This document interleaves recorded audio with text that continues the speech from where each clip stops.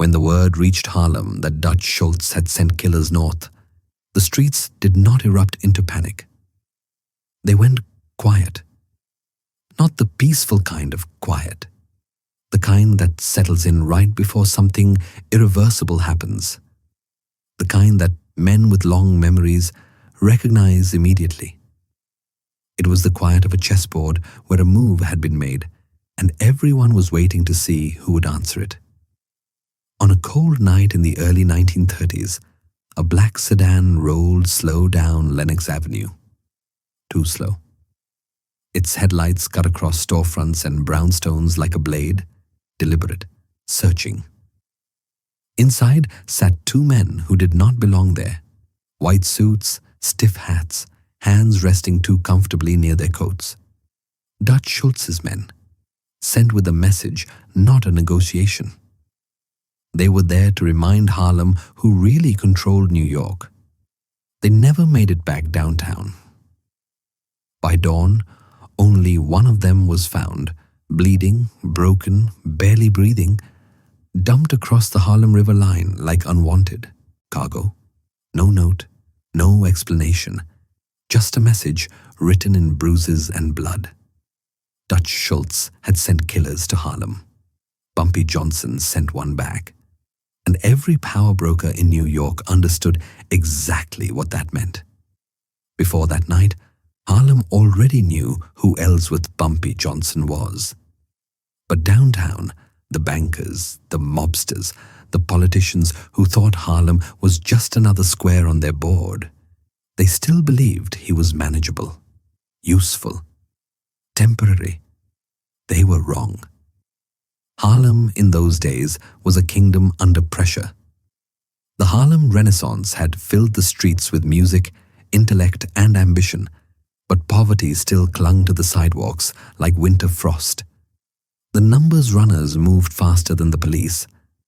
The jazz clubs stayed open later than the churches, and behind every smile was the unspoken understanding that power, real power, did not come from City Hall. It came from men like Bumpy Johnson. He was tall, sharp-eyed, and carried himself with the calm of someone who had already measured the room before stepping inside. He did not shout. He did not posture.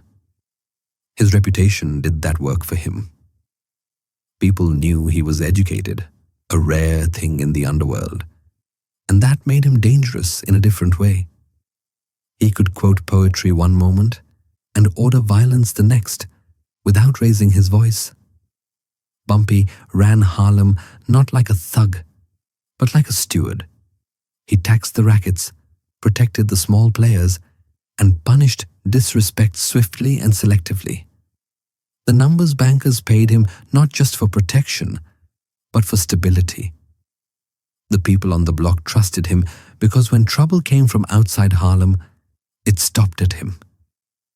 That balance was fragile, and Dutch Schultz intended to shatter it. Schultz was a man built on rage and insecurity, a Bronx bootlegger who clawed his way into power with gunfire and paranoia. He didn't respect Harlem, didn't respect black power brokers. To him, Harlem was unfinished business, a revenue stream that hadn't been properly conquered yet. The Italian families tolerated Bumpy. Schultz despised him. For months, Schultz had been pushing south and north, trying to muscle into territory that wasn't his. His men leaned on numbers bankers. They threatened club owners. They whispered that Harlem would soon answer to a new boss, a white one. Bumpy ignored the whispers. That silence was mistaken for weakness. Then Schultz made his move. 2 killers, clean records, no history in Harlem. The kind of men you send when you don't want witnesses, just results. Their instructions were simple. Find Bumpy Johnson, scare him if possible, remove him if necessary. Harlem would fall in line after that. They didn't understand Harlem, and they didn't understand Bumpy. Because in Harlem, nothing happened without being seen. moment those men crossed into the neighborhood, eyes followed them. Word traveled faster than cars. By the time they stopped at a bar off 133rd Street, Bumpy already knew their names, where they were staying, and who had sent them. He did not rush. That was the part that terrified people later when they talked about it in hushed tones. He didn't hide. He didn't flee.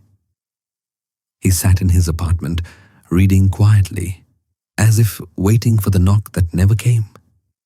Instead, he sent for them. A messenger approached the bar, polite, respectful, told the men that Mr. Johnson would like a word. No threats, no gun shown, just an invitation. They laughed. That was their second mistake. When they finally followed the messenger, it was already too late to turn back. The meeting place was neutral ground, a basement room beneath a closed club. Dim lights, one table, no audience. Bumpy entered last. He looked at them the way a judge looks at men who have already been convicted. Calm, curious, almost disappointed. "You're lost," he said simply. One of the men smirked. "We know exactly where we are." Bumpy nodded. "Then you know you don't belong." What happened next would not be talked about in detail. Harlem legends never are. What mattered wasn't the violence, it was the restraint. One man walked out, one did not, and when that surviving killer crawled back downtown, barely alive, his message was clearer than any gunshot. Harlem was not unguarded, and Bumpy Johnson was not a man you tested twice. Dutch Schultz received the news before breakfast, and for the first time in a long while, the man who built his empire on fear felt something unfamiliar settle in his chest. Respect. Forced, unwanted, and undeniable. Dutch Schultz did not scream when he heard the report. He did not throw furniture or curse the way men expected him to. That silence was worse. In a back room downtown, surrounded by men who had killed on his behalf for years, Schultz listened as the survivor's condition was described. Broken ribs, a shattered hand, jaw wired shut, the kind of damage meant to be remembered every time the weather changed. "Did he say anything?" Schultz asked. One of his lieutenants hesitated. "Only one thing." Schultz looked up slowly. He said, "Tell Dutch Harlem already got a king." The room stiffened. Schultz's mouth tightened, his eyes narrowing, not in fear, but in offense. Not because a man had been hurt, Schultz didn't care about that, but because someone had spoken to him as an equal, worse, as a superior, a black man from Harlem.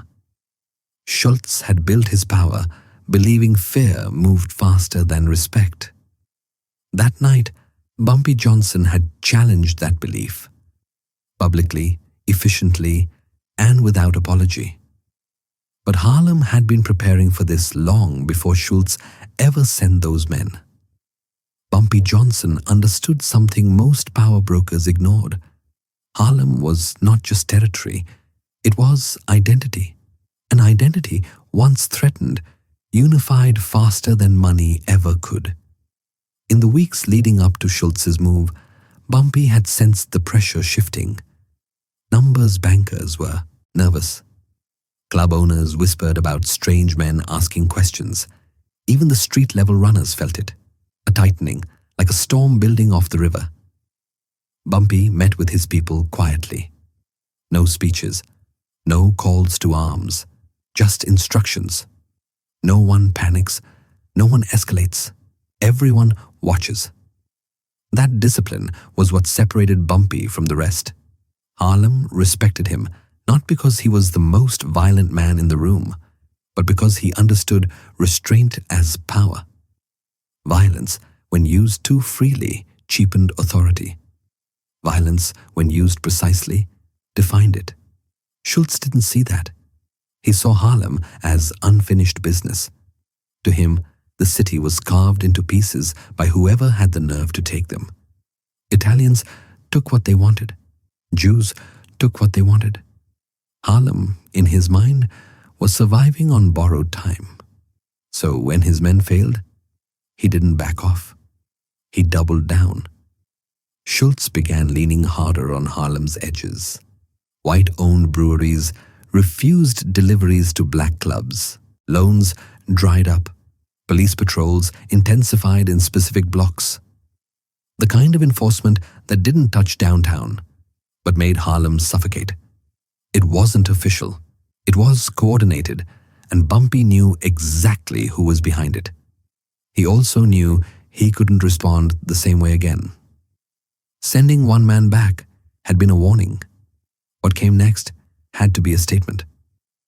The Italian families were watching closely. Lucky Luciano, Maya Lansky, men who respected order more than ego. They had arrangements with Bumpy. He kept Harlem profitable and predictable. Schultz threatened that balance, but Schultz didn't care what the Italians thought. His war was personal now. He wanted Bumpy humiliated. The opportunity came through a numbers banker named Isaiah Ike Bennett, a quiet man, respected, cautious, loyal to Harlem. Schultz's men picked him up outside his apartment one evening and held him just long enough to deliver a message. "You tell Johnson," they said, "this ends when he kneels." They let Ike go. That was another mistake. Ike went straight to Bumpy. They met in a back room of a closed tailor shop. No witnesses. Just two men who understood the weight of what was coming. Ike's hands shook as he spoke, not from fear for himself, but from what this meant for Harlem. Bumpy listened without interruption. When Ike finished, Bumpy asked only one question. "Did they touch you?" Ike shook his head. "No." Bumpy nodded. "Good. That means they still think they're in control." That night, Bumpy called a meeting, not with soldiers, but with thinkers, numbers bankers, club owners, community men, people whose lives were tied to Harlem's stability. He laid it out plainly. "Schultz wants submission," Bumpy said. "Not money, not territory, submission." The room was silent. "If we respond with chaos," he continued, "he wins. If we respond with fear, he wins." Someone asked the question everyone was thinking. "So what do we do?" Bumpy leaned back, eyes steady. "We remind him that Harlem answers to Harlem." The plan was deliberate. No public shootouts, no innocent blood, no reckless displays. Instead, Schultz's interests would begin to collapse. Quietly, legally, invisibly. Deliveries delayed, middlemen disappeared, information leaked to the right ears, police raids redirected, not toward Harlem, but toward Schultz's rackets. Within weeks, Schultz felt it. Money slowed, allies grew nervous, men began asking questions he didn't like. And every time he pushed harder, Harlem tightened its grip. That was when Schultz made his final decision. If intimidation wouldn't work, if economics wouldn't work, then he would come personally. Not with two men this time, with an audience. Word spread quickly. Dutch Schultz was coming to Harlem to talk. It was framed as a negotiation, a chance to settle things like businessmen. No one believed that. Bumpy heard the news and showed no reaction. He simply adjusted his schedule, chose the location, and made sure the room would be full, not with gunmen, but with witnesses. Because some confrontations weren't meant to be hidden. Some were meant to be remembered. The night Dutch Schultz came to Harlem, the air felt heavier than usual. Not cold, weighted, as if the buildings themselves understood that something was about to be decided.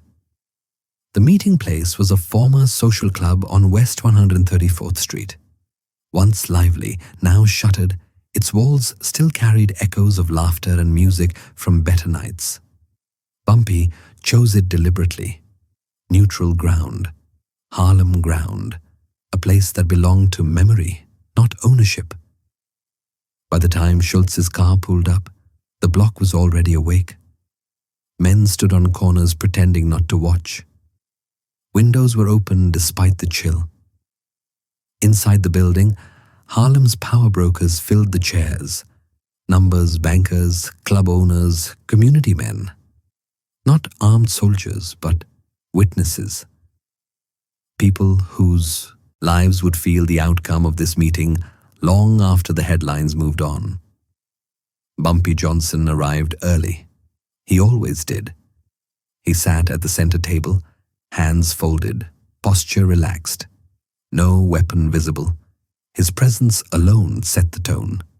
He wasn't there to negotiate from fear. He was there to define boundaries. Schultz arrived late. That too was deliberate. He entered with 3 men. Heavy coats, eyes scanning, hands tense. Schultz wore a dark suit, tie knotted too tight, jaw clenched as if he were already chewing on anger. He took in the room and immediately recognized the mistake he'd made. There were too many people. This wasn't an ambush. It was a court. Schultz forced a smile and approached the table. "Bumpy Johnson," he said, extending a hand that wasn't really offered.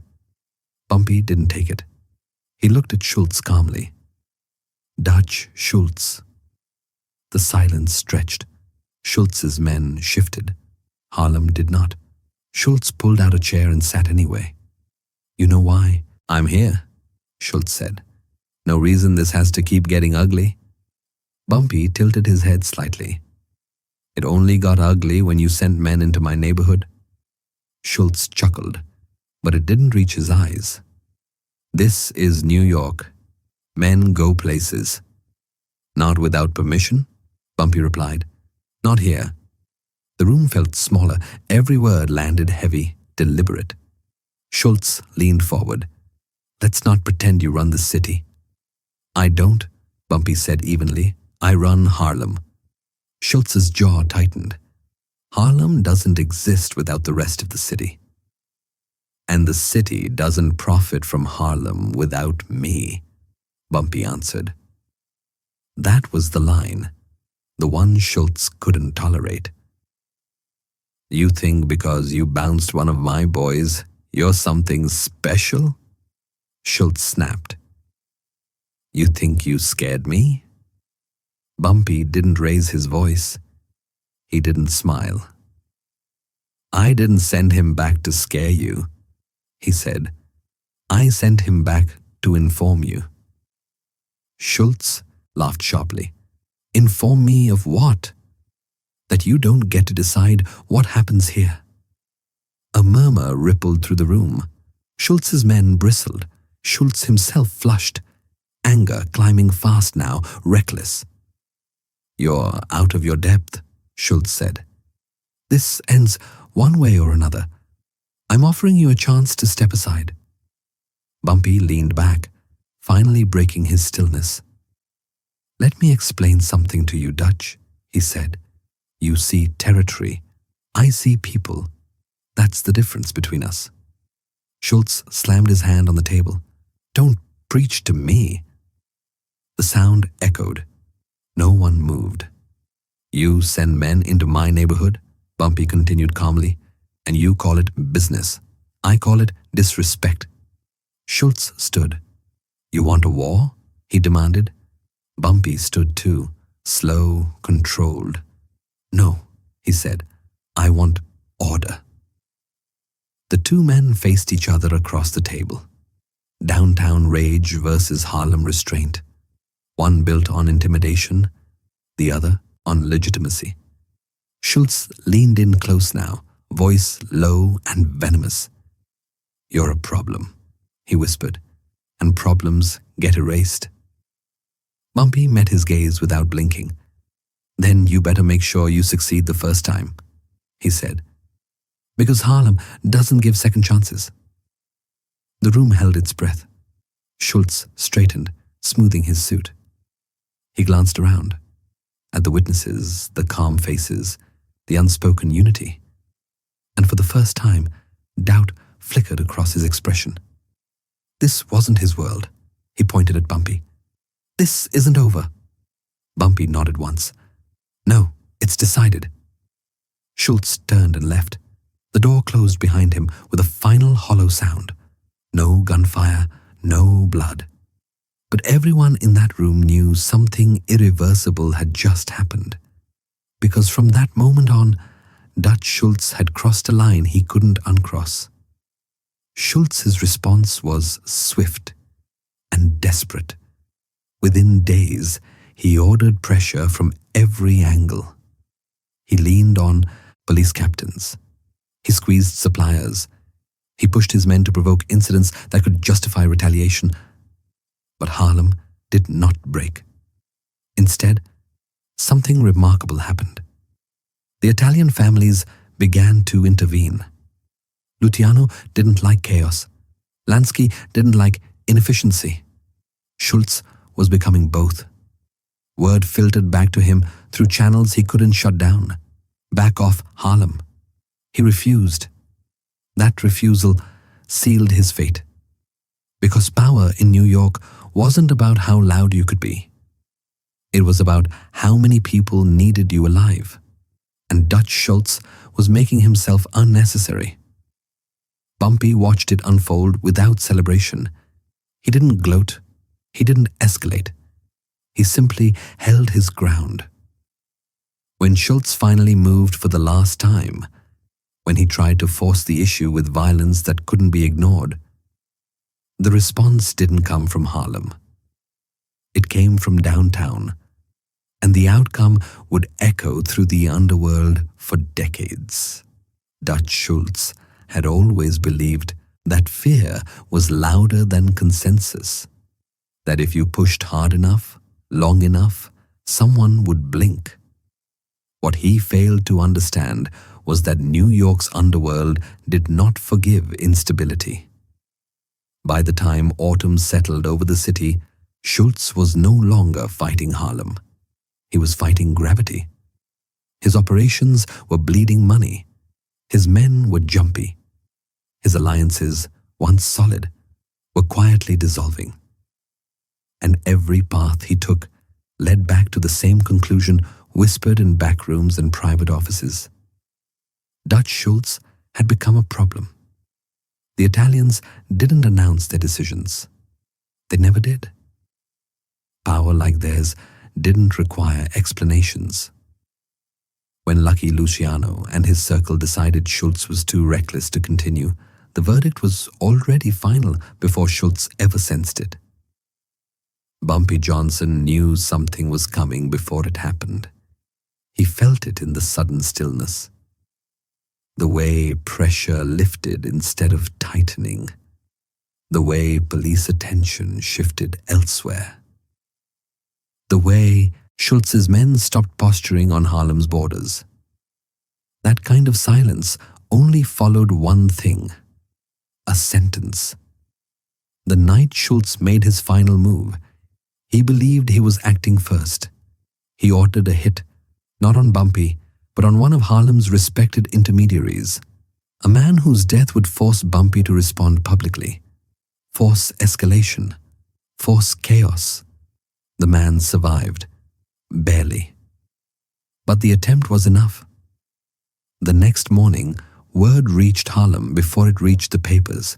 Bumpy sat in a barber chair, a towel draped around his shoulders, listening quietly as the details came in.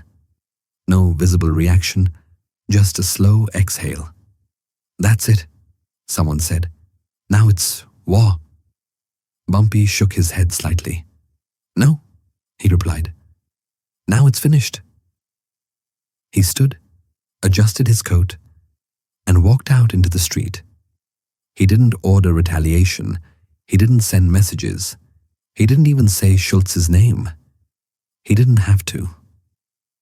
2 nights later, Dutch Schultz was shot in a Newark restaurant bathroom, ambushed, outnumbered, executed with clinical efficiency. The shots echoed beyond the tiled walls, beyond the city limits, into the foundation of organized crime itself. Schultz didn't die immediately. He lingered delirious, muttering incoherent fragments into the void as doctors tried and failed to keep him alive. By the time the news reached Harlem, the outcome was already understood. The man who tried to dominate Harlem was finished. Bumpy Johnson said nothing publicly. He didn't need to. His silence carried more weight than any statement. Harlem didn't celebrate. It exhaled, a collective release of tension that had been tightening for months. The message was unmistakable. You could threaten Harlem, you could pressure Harlem, but if you destabilized the city to do it, the city would remove you. And everyone knew who had drawn the line. Bumpy didn't pull the trigger. That was never his role. His power wasn't about violence. It was about alignment. He understood where power flowed and where it pooled. Schultz had isolated himself. Bumpy had positioned Harlem as indispensable. That was the difference. In the days that followed, the underworld recalibrated. Deals were renegotiated. Boundaries clarified. Harlem's autonomy was no longer a question. It was a condition. Numbers bankers resumed business without interference. Clubs reopened without harassment. Police presence shifted back to its usual patterns. Life moved forward. But something fundamental had changed. For the first time, Harlem was not reacting to outside power. It was being consulted. Italian bosses sent word, not demands, but acknowledgements. Agreements were honored. Lines were respected. Bumpy Johnson was treated not as a local inconvenience, but as a necessary pillar in New York's balance of power. The community felt it immediately. Men walked a little taller. Business owners slept easier. There was a renewed sense that Harlem wasn't just surviving. It was standing. And at the center of it all was a man who never raised his voice. One evening, weeks later, Bumpy stood outside the same social club where he'd faced Schultz. The building was still closed, its future uncertain. A young man approached him cautiously. "Mr. Johnson," the man said, "is it really over?" Bumpy looked down the block, watching the lights flicker on as night settled in. "It was over the moment he thought fear was enough," Bumpy said. The young man nodded, absorbing the weight of that answer. Bumpy turned to leave, because legends didn't linger where their point had already been made. The underworld would later argue about who truly ended Dutch Schultz. Historians would debate the mechanics, the alliances, the timing. But Harlem never debated it. Harlem understood something deeper.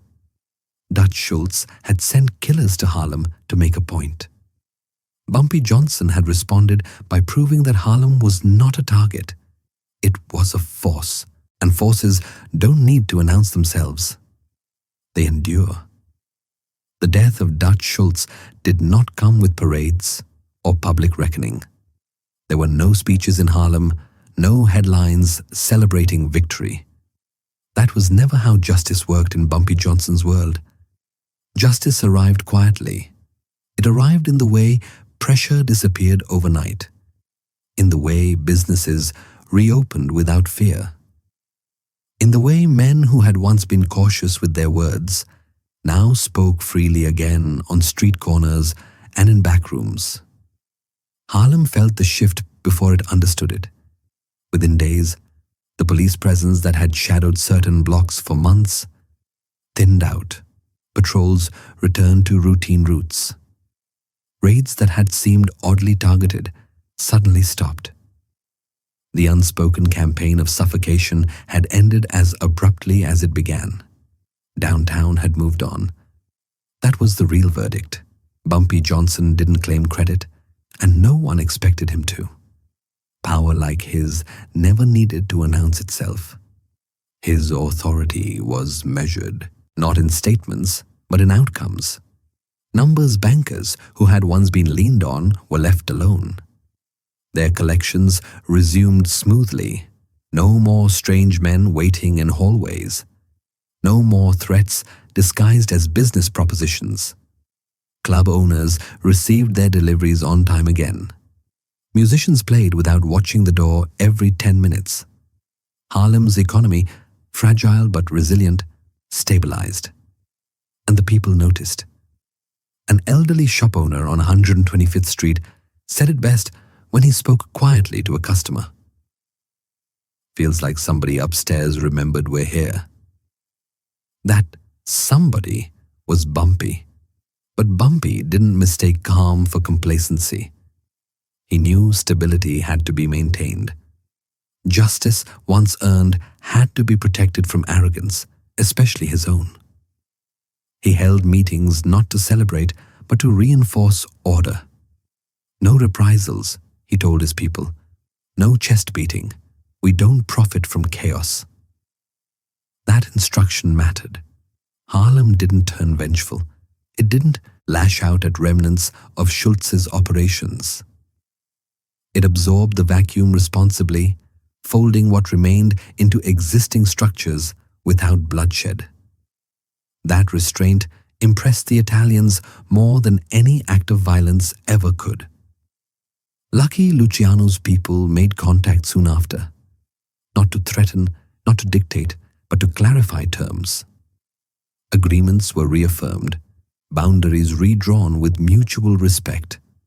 Harlem was no longer an experiment. It was a partner. And that partnership rested on one man's ability to hold the line without overplaying his hand. Bumpy Johnson walked the streets as he always had, visible, calm, unguarded. He spoke to shop owners. He listened more than he talked. He reminded people that power existed to protect the neighborhood, not exploit it. The younger men noticed. They saw that respect didn't come from recklessness. It came from discipline, from knowing when to act and when not to. One afternoon, a runner approached Bumpy with news of a small-time operator trying to claim Schultz's abandoned territory without permission. Bumpy listened, nodded once. "Tell him to come see me," he said. "No threats, no violence." The man came. He left chastened, cooperative, alive. Order was restored without spectacle. That was justice in Harlem. Not cruelty, not domination, but balance. And it traveled. Word spread through the city's underground that Harlem was no longer negotiable. You didn't test it. You didn't probe it. You respected it. Or you found yourself isolated, the way Schultz had been. The irony was not lost on anyone. Dutch Schultz had tried to impose authority through fear and force. He had believed Harlem would fold without a central protector. Instead, his challenge had revealed exactly how strong that protector was.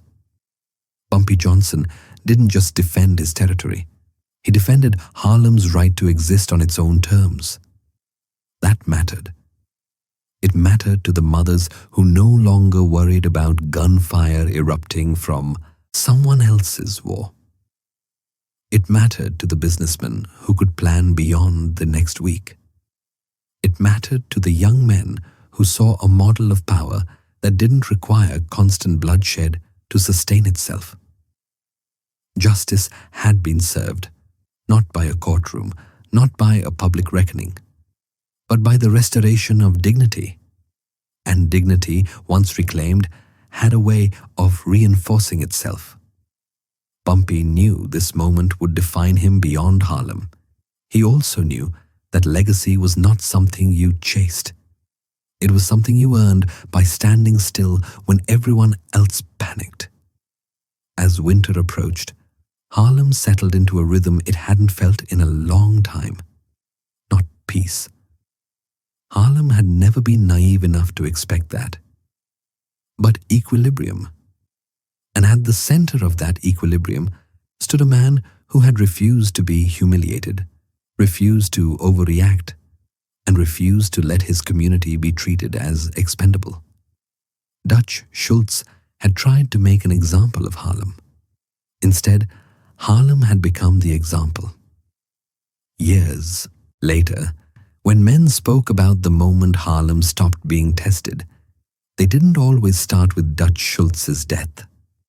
They started earlier, with the decision to send a message instead of a massacre, with the choice to return one man alive instead of starting a war no one could control.